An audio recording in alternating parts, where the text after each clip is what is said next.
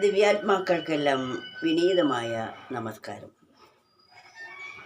നാം ഒരാളോട് മത്സരത്തിന് ചെല്ലുകയാണെങ്കിൽ അവരുടെ ബലം നാം പരീക്ഷിച്ചറിയുക തന്നെ വേണം. ആലോചിക്കാതെ ആരോടെങ്കിലും വെറ്റ് പറയുകയോ മത്സരിക്കുകയോ ചെയ്താൽ പരാജയം ഏറ്റുവാങ്ങേണ്ടി വരും. അതിനാൽ മത്സരബുദ്ധി ഉപേക്ഷിച്ച് സ്നേഹത്തോടെയാണ് പെരുമാറാൻ നമ്മൾ പഠിക്കേണ്ടത്. അതുകൊണ്ട് നാം ആരോടും സമര ആഹ്വാനം ചെയ്യരുത്.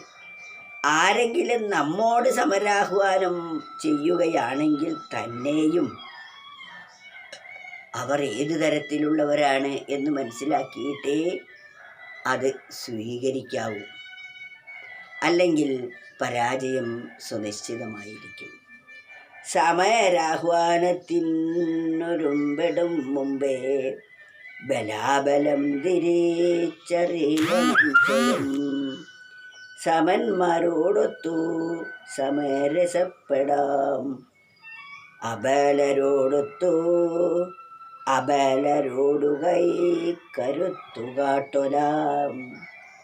സമരാഹ്വാനത്തിനൊരുമ്പെടും മുമ്പേ ആരോടെങ്കിലും മത്സരിക്കാൻ നാം ഇവിടെ മത്സരം എന്നാണ് സമരം കൊണ്ട് ഉദ്ദേശിക്കുന്നത്. ആരോടെങ്കിലും നാം മത്സരബുദ്ധിയോടുകൂടി പെരുമാറുകയാണെങ്കിൽ അവരുടെ ബലം എത്രയുണ്ട്, എൻ്റെ ബലമില്ലായ്മ എത്രയുണ്ട് എന്നെല്ലാം അറിഞ്ഞിട്ട് വേണം നമ്മൾ അവരുടെ വാക്കുകൾ കൈക്കൊള്ളാൻ. അല്ലെങ്കിൽ ഏറ്റുമുട്ടുന്നതിന് പകരം നാം പിന്തിരിഞ്ഞാൽ അവിടെ നമുക്ക് ശാന്തിയായിരിക്കും നമ്മുടെ സ്വഭാവം. അത് തോൽവിയല്ല വാസ്തവത്തിൽ. സമരാഹ്വാനത്തിനൊരുമ്പെടും മുമ്പേ ബലാബലം തിരിച്ചറിയണം സ്വയം. എത്ര കണ്ട് ബലമുണ്ട്, അവരോട് പിടിച്ചു നിൽക്കാൻ എനിക്ക് കഴിയുമോ എന്നെല്ലാം നമ്മൾ ആലോചിച്ച ശേഷം മാത്രമേ ഒരാളുടെ സമരത്തിന് അല്ലെങ്കിൽ ഒരാളോട് ഏറ്റുമുട്ടാൻ നാം പ്രവേശിക്കാൻ പാടുള്ളൂ. സമരാഹ്വാനത്തിനൊരുമ്പെടും മുമ്പേ ബലാബലം തിരിച്ചറിയണം സ്വയം. അവരുടെ ബലം എത്രമുണ്ട്, അവർക്ക് എത്ര കണ്ട് ബലക്ഷയമുണ്ട്, ഇതെല്ലാം മനസ്സിലാക്കണം നമ്മൾ. സമന്മാരോടൊത്തു സമരസപ്പെടാം. എന്നാൽ സജ്ജനങ്ങളായ ആളുകൾ ഒരാളോടും സമരാഹ്വാനത്തിന് മുതിരുകയില്ല. തന്നെപ്പോലെ ഒരേ ശക്തിയുള്ള ഒരാളെ കൂട്ടുകാരായി സ്വീകരിക്കും. അതാണ് പറയുന്നത്, സമന്മാരോടൊത്തു നമ്മളെപ്പോലെ അതേ ബലമുള്ളവരോട് സമരസപ്പെടാം. അവരോട് ഐക്യപ്പെട്ടു പോകാം, അവരെ സുഹൃത്തായി സ്വീകരിക്കാം. അതാൽ മത്സരിച്ച് ജയിച്ച് അവരെ തോൽപ്പിക്കാനല്ല ശ്രമിക്കേണ്ടത്. സമന്മാരോടൊത്തു, സമന്മാരാണെങ്കിൽ അവരോട് സമരസപ്പെട്ടു പോവുകയാണ് വേണ്ടത്. അവരെ ശത്രുവായിക്കൊണ്ട് യുദ്ധം ചെയ്ത് പരാജയപ്പെടുത്താനല്ല നാം പരിശ്രമിക്കേണ്ടത്. അത് മത്സരബുദ്ധി വളർത്തുകയാണ് ചെയ്യുന്നത്. സമന്മാരോടൊത്തു സമരസപ്പെടാം. സമന്മാരോട് നമ്മൾ ഏകീകരിച്ച് ഉറ്റ ബന്ധുവായി മാറാം. അബലരോടുകൈ കാട്ടാതെ, ബലമില്ലാത്തവരുടെ മുമ്പിൽ നമ്മുടെ ബലം കാണിക്കരുത്. അബലരോടുകൈ കരുത്തുകാട്ടൊല. അബലരായരോട്, നമ്മേക്കാൾ ശക്തി കുറഞ്ഞ ഒരാളോട് നമ്മുടെ ശക്തി ഒരിക്കലും പ്രയോഗിക്കരുത്. അബലരോടുകൈ കരുത്തുകാട്ടൊല. അരിവൃന്ദങ്ങളെ അമർച്ച ചെയ്യുവാൻ.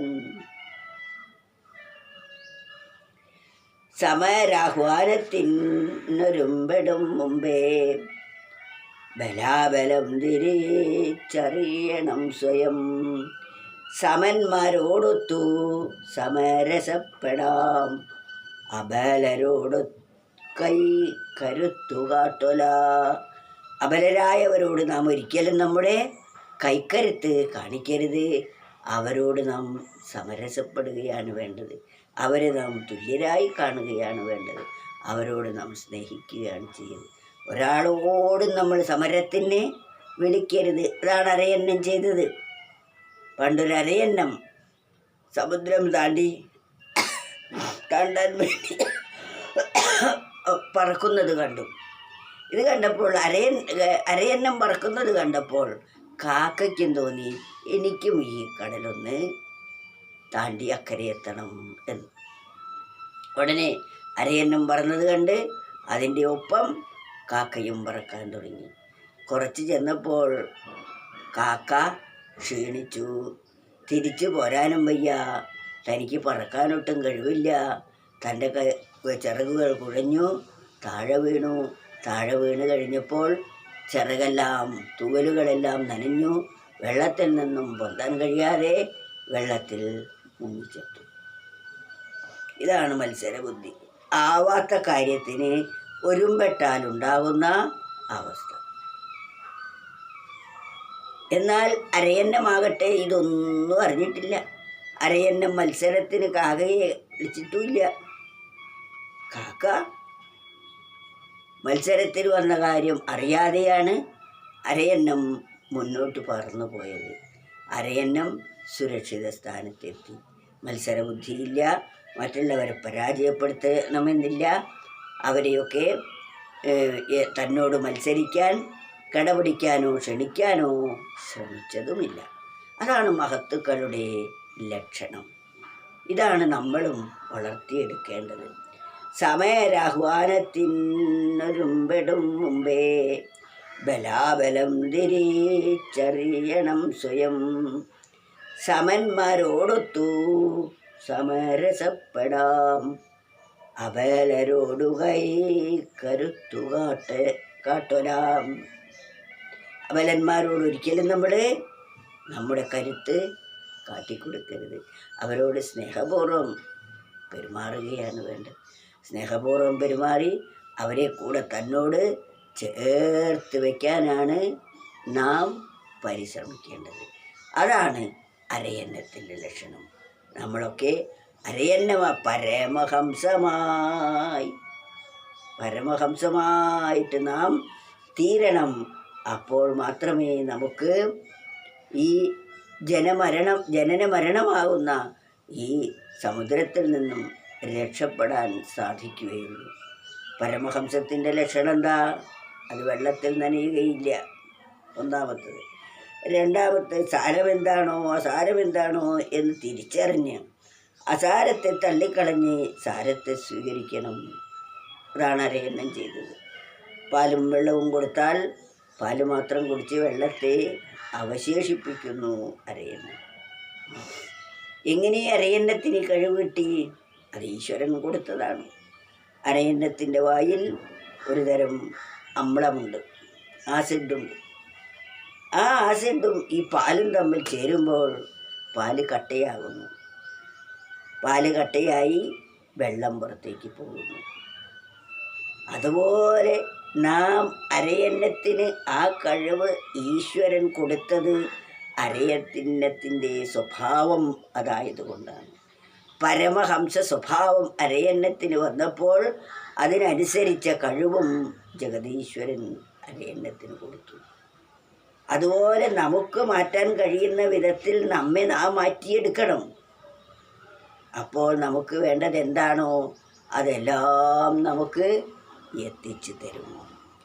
സമയരാഹ്വാനത്തിനൊരുമ്പെടും മുമ്പേ ബലാബലം തിരിച്ചറിയണം സ്വയം.